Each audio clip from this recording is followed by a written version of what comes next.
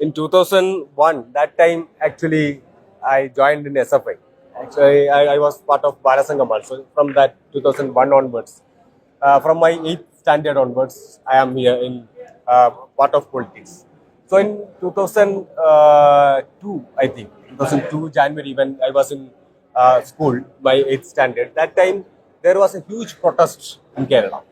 So that time that UDF government, Congress-led government was there. They so many anti-teacher, anti-government employees position they took. Against that, there was huge protest. Means, as a student in the class of 8, we were very happy because almost 1 month, I think, Teachers are on strike. 31 days, teachers were in protest. So all the education institutions were closed. So as a student, I can be happy, but that was, I think, inspiring moment. That time, so many that they imposed ESMA and so many black laws they enforced, but still that teachers were protesting. Finally, they succeeded in their demands. So I think that was the first moment, and even before that also, in some CITU protests, as my father was CITU leader, so that's why I attended so many CITU protests. As family of a worker, I attended. So from my 7th, 8th year old, I am participating such protests. So that was the first inspiring moment, because for making livelihood, we have to fight. So from the childhood, I got that point. And because this gives me a chance to get to know how the working class in this country, how the toiling masses in this country are waging a very inspiring fight against the corporate loot, against the communal divisions, against those who wanted to exploit the resources in this country. So this party conference is represented by the fighters across India who are fighting various anti-social elements, various right-wing forces, the communal corporate exploiters. So it is a chance to meet and see the real fighters of India who are fighting to build a better India. This is a party which has the history of anti-colonial struggles. It is a party which has taught India that India should belong to its diversity. India should belong to its working class. India should belong to its toiling masses and the peasants and the kisans. India should belong to the ordinary people. So that history is what CPIM is represented for, and CPIM is continuing its fights for. We feel happy that we are being attached to that a legacy, and we will continue broadening that struggle. Actually, when Sanu was talking about why he joined SFI or movement, I had a similar kind of trajectory. My father was also a trade union activist. So both of our fathers are also delegates here. Yeah. Last year also they were. So for us, it's more like how we have seen our parents, our father, their struggle as worker, their struggle as trade union leaders. That has kind of imbibed us to be part of the left politics. See, we in SFI believe that if politics decides your future, then you should decide what is your politics should be. Because everything that is happening around us, from the school that we are going, the fees that we are paying, the food that we are eating, even the language that we are speaking, everything is a function of the politics that is dominating us. But we in SFI believe that if good students do not come to politics, then who are going to come to the politics? If we are not going to do politics, then politics is going to decide what our future is going to be. Then you suddenly realize that doing student politics, of course, it's important. It has its own thrill.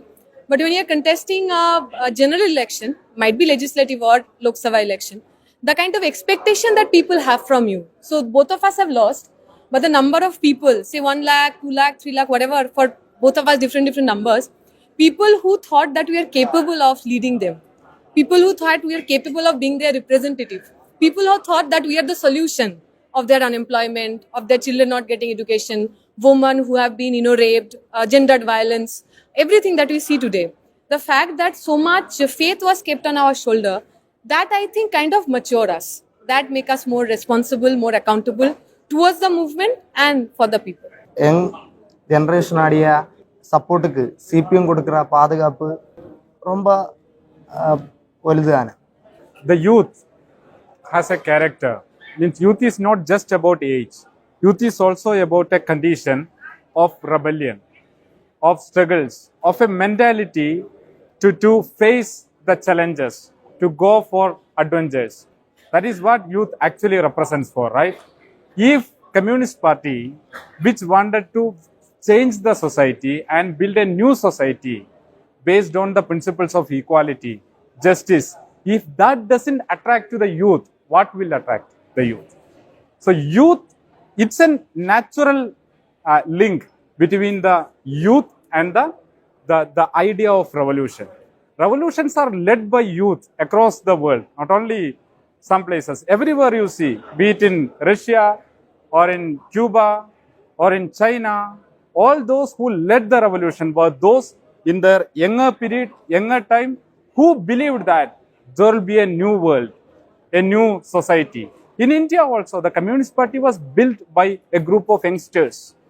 Bhagat Singh, who actually talked about class struggle and socialism, was the icon of youngness in India, right? So it is a myth, it is a lie that youngsters are not coming to the path of the class struggle or revolution. Youngsters are there, and in fact, youngsters are being inspired and drawn to the path of revolution in India and across the world, and that will continue.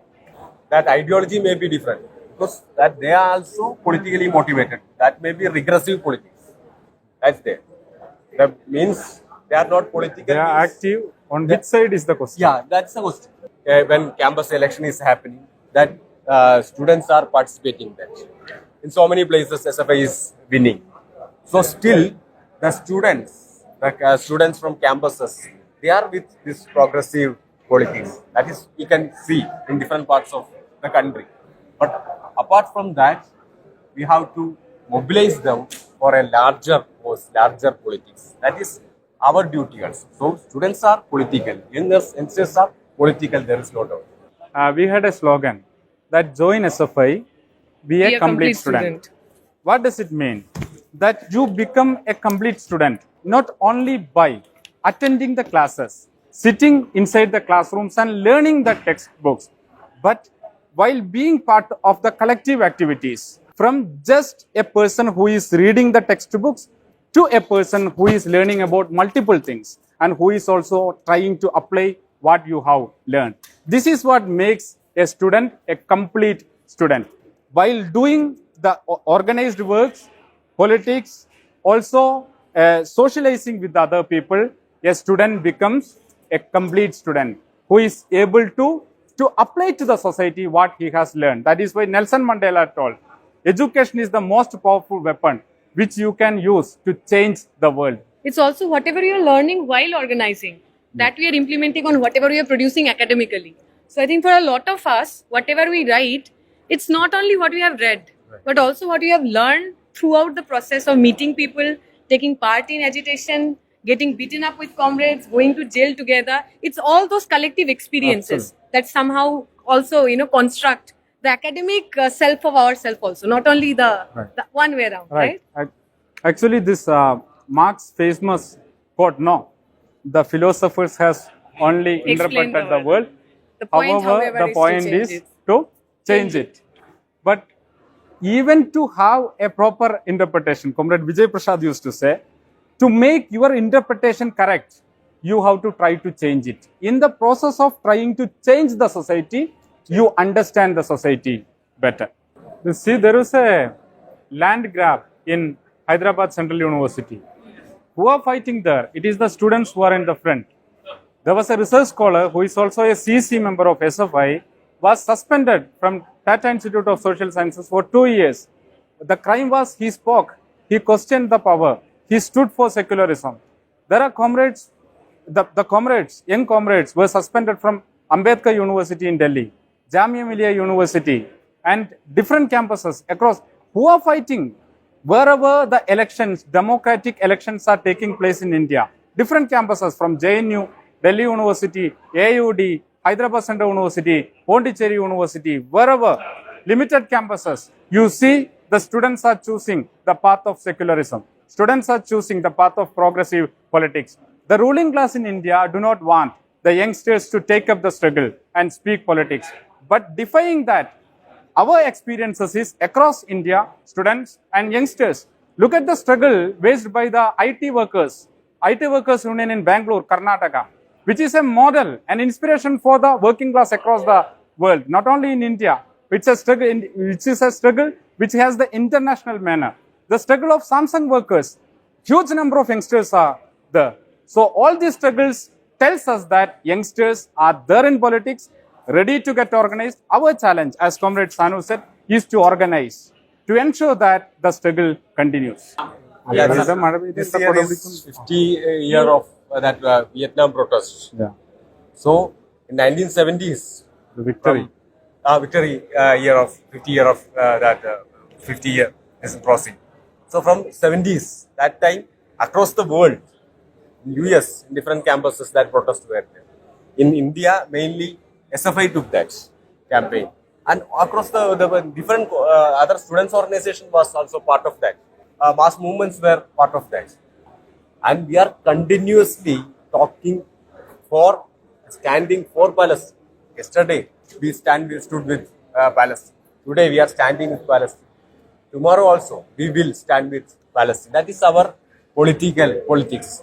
But what they are changing, others are changing. Up to 90s, total India was against Palestine. Israel embassy was not there. 90 after 91. To recognize Palestine. Yeah, first country to recognize Palestine, that was India. That was India's position. Now they are changing their position.